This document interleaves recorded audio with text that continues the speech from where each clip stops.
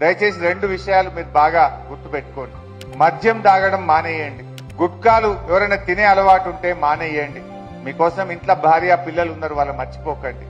మనం కడుపు నిండా తినడం కాదు, ఇంట్లో భార్య పిల్లలకు కడుపు నిండా అన్నం పెడితేనే నువ్వు నిజమైనటువంటి కుటుంబ యజమానివి. మనం మందు దాగి ఇంట్లో పిల్లల్ని ఎండబెడితే నీ కష్టమంతా ఆ మద్యం దుకాణాల మీద ఖర్చు పెట్టి ఇంట్లో భార్య పిల్లల్ని ఆగం చేస్తే ఎట్లా కరెక్ట్ అవుతుంది? దయచేసి మద్యం అలవాటును మానుకోండి.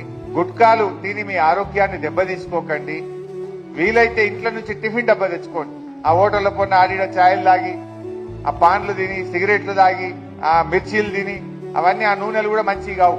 అవి తింటే క్యాన్సర్ బీమార్లు లేని పరిశాన్లు అవుతుంటాయి. అందువల్ల మీకు నేను వాటర్ బాటిల్ ఇచ్చినా, టిఫిన్ డబ్బా కూడా ఇచ్చినా, అనుకుందా?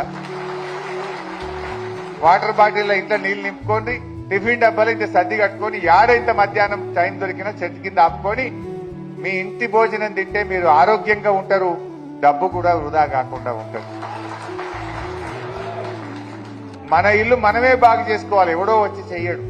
పిల్లల్ని బాగా చదివియండి. కేసీఆర్ గారు ఎన్నో గురుకులాలు పెట్టారు. బీసీ గురుకులాలు, ఎస్సీ గురుకులాలు, ఎస్టీ గురుకులాలు, మైనార్టీ గురుకులాలు. ఆ పిల్లలు మంచిగా పెద్దగై ఒక ఇంటి వాళ్ళైతే మిమ్మల్ని మంచిగా సాత్తారు, మీకు కూడా ఎంతో సంతోషం ఉంటుంది.